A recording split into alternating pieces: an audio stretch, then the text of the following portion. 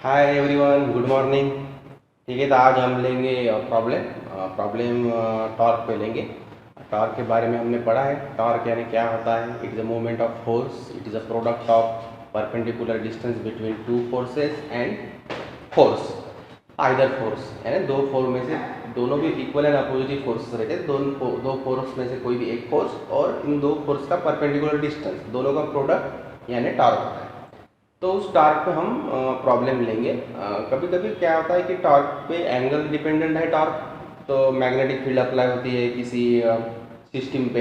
ठीक है, जैसे हमने रेक्टेंगुलर कॉइल के बारे में पढ़ा था। रेक्टेंगुलर कॉइल में कॉइल है, रेक्टेंगुलर कॉइल है, ऐसी रेक्टेंगुलर कॉइल, उस पर अगर मैग्नेटिक फील्ड अप्लाई की जाती है तो किस एंगल में है, यानी करंट, उसमें से जो फ्लो होने वाला जो करंट है वो करंट की डायरेक्शंस और मैग्नेटिक फील्ड की डायरेक्शन, दोनों के डायरेक्शन में एंगल कितने का है, उस एंगल पे डिपेंड करता है कि टॉर्क कितना अप्लाई होगा। ठीक है, तो टॉर्क एंगल डिपेंडेंट भी है, इसलिए हमें एंगल चूज करता आना चाहिए। यानी आप वहाँ पे दो टाइप के एंगल होते हैं। अल्फा एंगल होता है।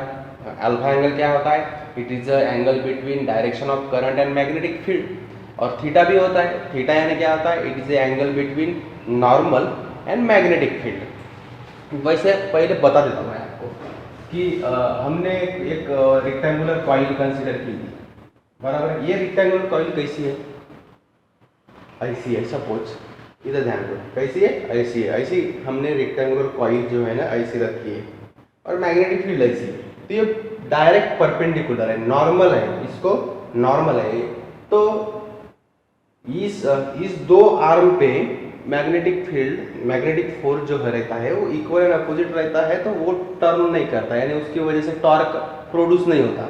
और ये जो दो आर्म है इसकी वजह से क्या होता है? टॉर्क प्रोड्यूस होता है। इस पे एक फोर्स अप्लाई होता है और इस पे एक फोर्स अप्लाई होता है, क्योंकि करंट की डायरेक्शन अपोजिट रहती है। देखो ना, ऐसे अगर करंट फ्लो होता है तो यहाँ पे डाउनवर्ड डायरेक्शन, इस आर्म में डाउनवर्ड डायरेक्शन है, इस आर्म में परपेंडिकुलर अपवर्ड डायरेक्शन है। तो फोर्स डेफिनेटली क्या होंगे? इक्वल एंड अपोजिट होंगे। मैग्नेटिक फील्ड ऐसे है तो मैग्नेटिक फील्ड इस पे फोर्स अप्लाई करेंगे तो इस पे फोर्स, अगर सपोज ऐसे है तो इस पे ऐसा रहेगा। ये दोनों इक्वल एंड अपोजिट डायरेक्शन में है तो ये नलीफाई हो जाएंगे, ये टॉर्क प्रोड्यूस नहीं करेंगे। पर ये दो आर्म के है जो है वो टॉर्क प्रोड्यूस करेंगे, two equal and opposite forces. तो उसको ही अंडरस्टैंड करने के लिए हमने ये आर्म लिया है, यानी इस पे एक फोर्स अप्लाई होता है और इस पे एक फोर्स अप्लाई होता है। अगर सपोज ये आर्म कंसीडर करते हैं और इसको अगर मैग्नेटिक फील्ड हम अप्लाई करते हैं तो मैग्नेटिक फील्ड कैसे रहेंगी? देखो ये आर्म, ये जो आर्म है ना, ये वाला, ध्यान दो इधर, ये आर्म जो है A B C D, A D अगर आर्म लेता हूं मैं, यानी ये कंडक्टर अगर लेता हूं इस रेक्टेंगुलर कॉइल का, ये अगर पार्ट लेता हूं मैं ए डी, तो ये अगर ऐसा है तो इसको देखो मैग्नेटिक फील्ड डायरेक्ट परपेंडिकुलर है, मींस इधर ध्यान दो,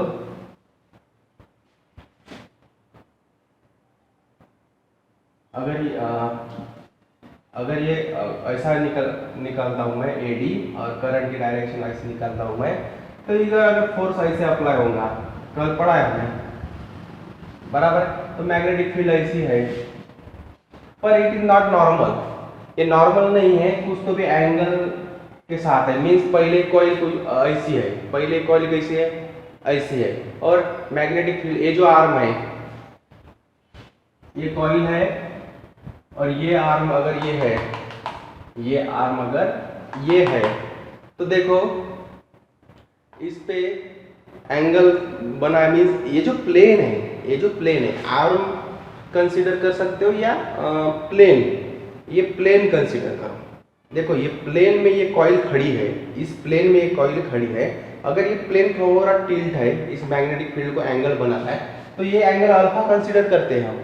एंगल कौन सा कंसीडर करते हैं? अल्फा। देखो थोड़ा इमेजिनेशन करो कि ये जो प्लेन है, ये प्लेन टिल्ट है और इसको मैग्नेटिक फील्ड अप्लाई कर रहे हैं हम, तो इन दोनों में, इस प्लेन में यानी करंट की जो डायरेक्शन है, उसको और ये मैग्नेटिक फील्ड का एंगल अल्फा है। पर दूसरा जो हम कंसेप्ट लेते हैं, अगर इस प्लेन को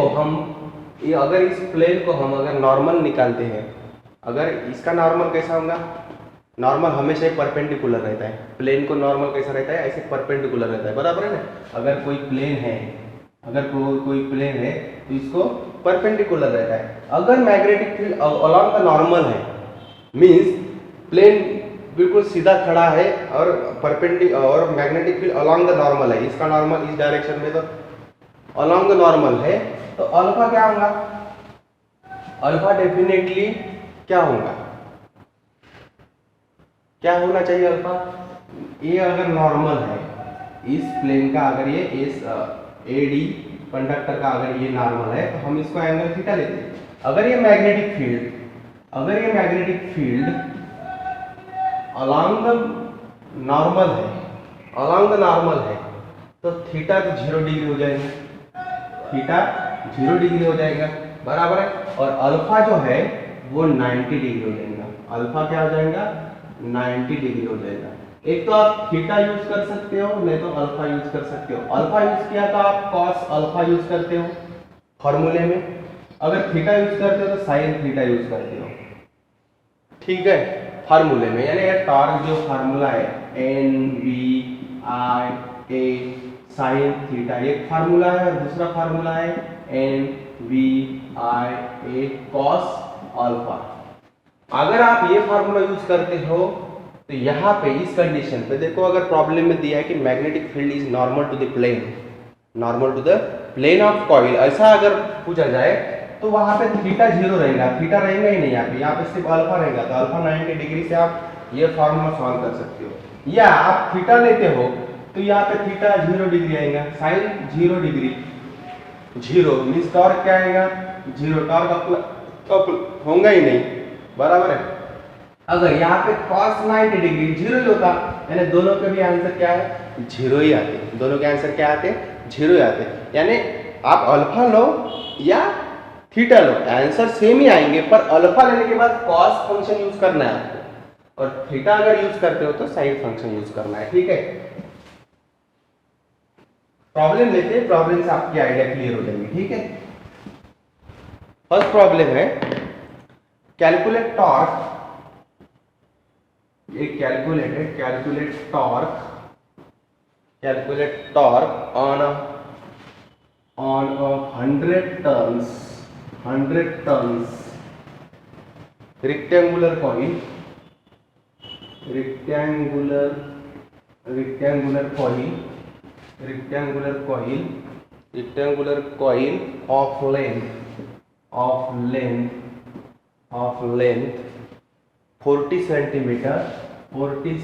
of length 40 centimeter and breadth 20 centimeter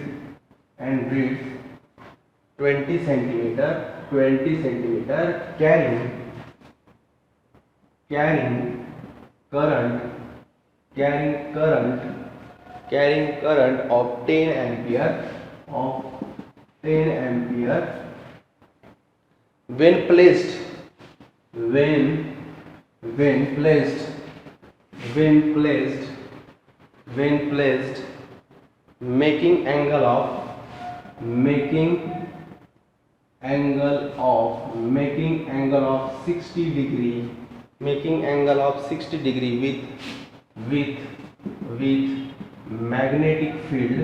with magnetic field of 5 Tesla.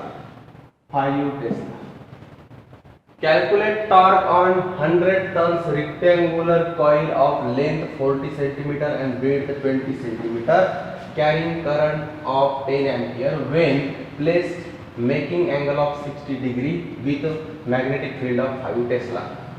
60 degree है, यानी डायरेक्शन ऑफ करंट, कॉइल ऐसी रखी है कि उस कॉइल के प्लेन में और मैग्नेटिक फील्ड में कितना एंगल है, 60 डिग्री है।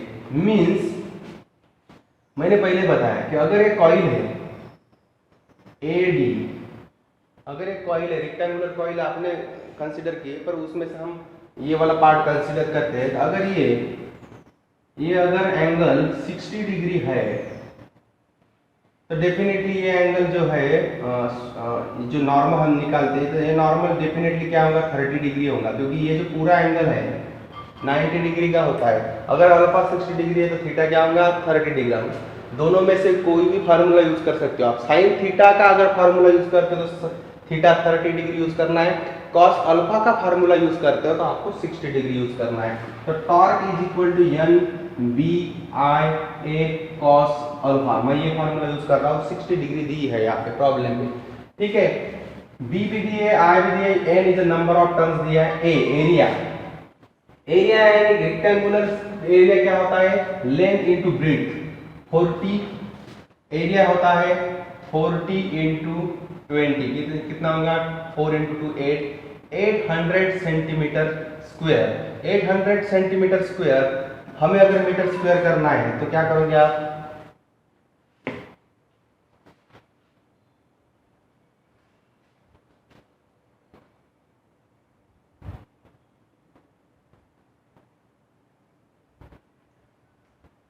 एट 800 सेंटीमीटर स्क्वायर, अगर इसको मीटर स्क्वायर करना है आपको तो 1 2, तो ये होगा 8 मीटर स्क्वायर। या आप ऐसे भी कर सकते हो 40 को पहले क्या करो मीटर, अगर कंफ्यूज होते हो तो पहले क्या करना है आपको कि इस 40 सेंटीमीटर को मीटर में कन्वर्ट करो, 1 2 यानी ये 0.4। देखो यहाँ पे सर करना है आपको, मीटर करना है मीन्स क्या है, 40 को 40 सेंटीमीटर है मीन्स आपको 100 से इसको डिवाइड करना पड़ेगा, तब आप मीटर में कन्वर्ट करोगे, बराबर है। तो 1 2, या ऐसे भी कर सकते हो कि 40 इंटू 10⁻² मीटर, बराबर है ना। 1 सेंटीमीटर यानी कितना होता है 10⁻² मीटर, ऐसे भी कर सकते हो। पर ये -2 है तो ये डेफिनेटली इसको 0.4 करेगा, ये मीटर हो गया। अब 20 सेंटीमीटर है, अलग तरीके से आइडिया से भी कर सकते हो आप। 40 सेंटीमीटर, सेंटीमीटर यानी क्या आता है 1 सेंटीमीटर यानी 10⁻² मीटर, बराबर है।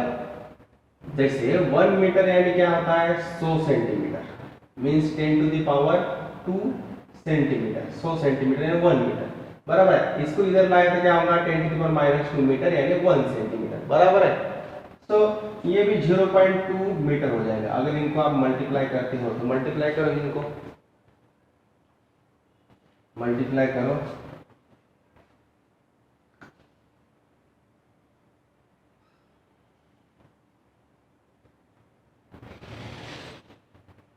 ये हो जाएगा 0.08, ये हो जाएगा 0.08 मीटर स्क्वायर। एरिया, एरिया कितना हुआ 0.08 मीटर स्क्वायर, तो एरिया हुआ 0.08 मीटर स्क्वायर। टॉर्क की वैल्यू डाल दो अभी, एन 100 टन है, 100 इंटू बी 5 टेस्ला है, इंटू करंट 10 एम्पियर है, इंटू एरिया 0.08 मीटर स्क्वायर है, इंटू कॉस अल्फा, ये फार्मूला यूज करना है कॉस अल्फा। कॉस अल्फा यानी कॉस 60 डिग्री। कॉस 60 डिग्री कितना होता है 1/2 होता है। देखो 100 इंटू 10, 100 इंटू 0.08 होगा, 8 इंटू 5 कितना होगा 40, 40 इंटू 10 400, 400 इंटू 1/2 कॉस 60 1/2 यानी होगा ये 200 न्यूटन मीटर। टॉर्क का यूनिट क्या होता है न्यूटन मीटर, क्योंकि टॉर्क का फार्मूला क्या होता है, बेसिक फार्मूला क्या है, it is the product of perpendicular distance into force. तो मीटर न्यूटन, न्यूटन मीटर, इसका क्या होता है यूनिट टॉर्क का न्यूटन मीटर, ठीक है। ये आ गया 200 न्यूटन मीटर। प्रॉब्लम को देख के आपको एंगल सिलेक्ट करना है, ठीक है। अभी नेक्स्ट प्रॉब्लम लेते हैं।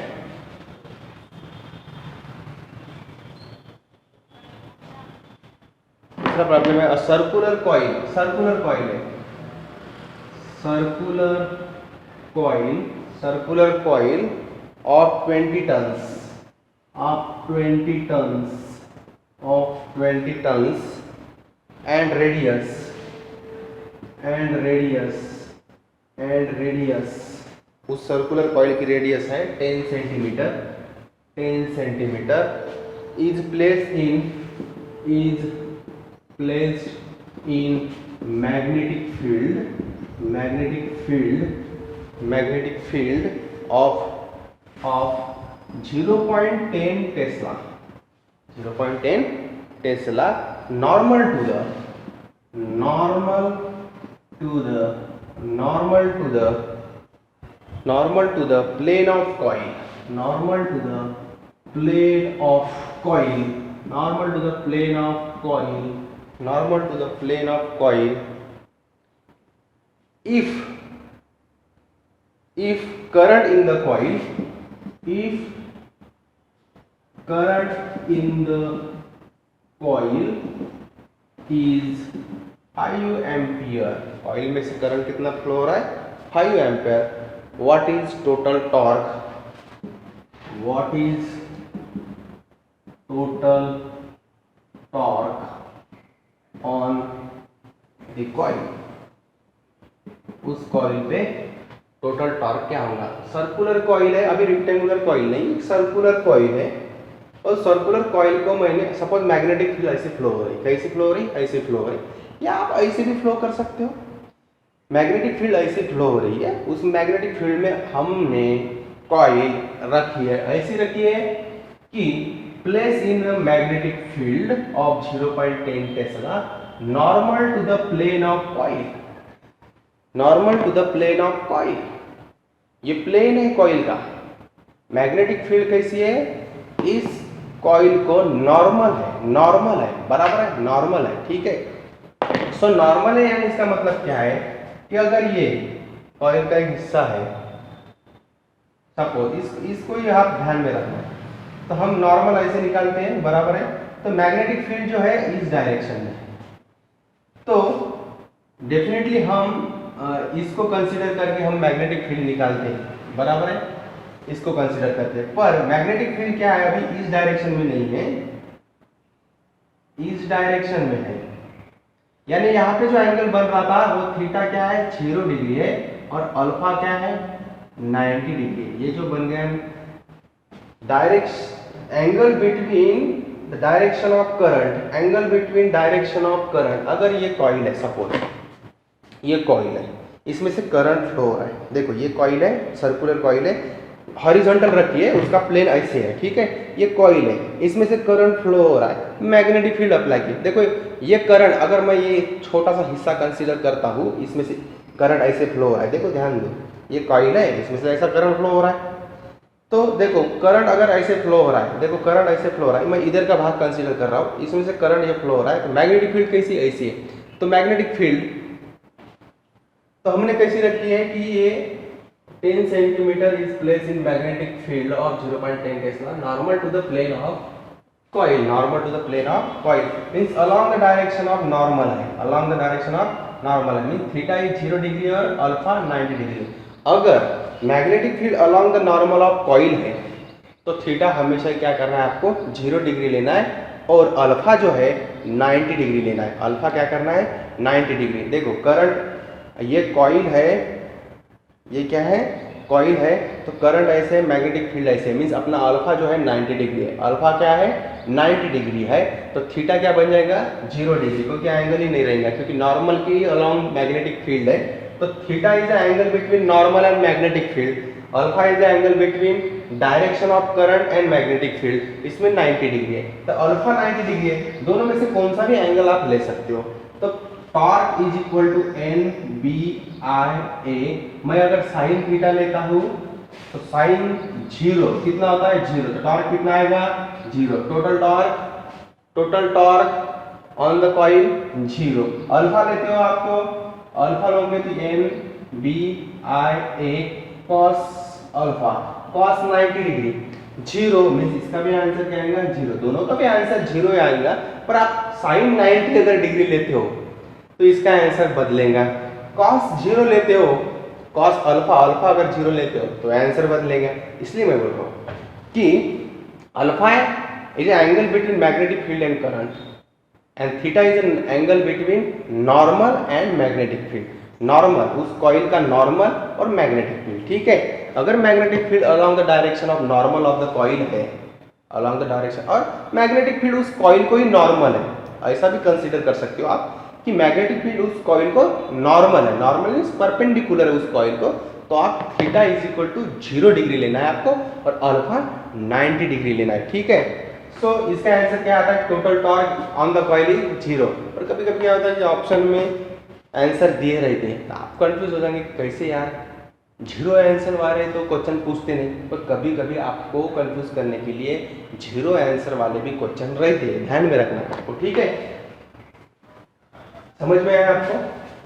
तो ध्यान में यही रखना है कि आपको एंगल जो है करेक्ट सिलेक्ट करना है। एंगल करेक्ट सिलेक्ट करना मीन्स अगर मैग्नेटिक फील्ड कॉइल को नॉर्मल है, कॉइल को अगर नॉर्मल है तो आपको थीटा 0 डिग्री लेना है। आप थीटा कोई दो में से कोई एक फार्मूला आप यूज कर सकते हो, अल्फा का यूज करो या थीटा का यूज करो, पर आपको करेक्ट चूज करना चाहिए, ठीक है। ठीक है, ठीक है, थैंक यू।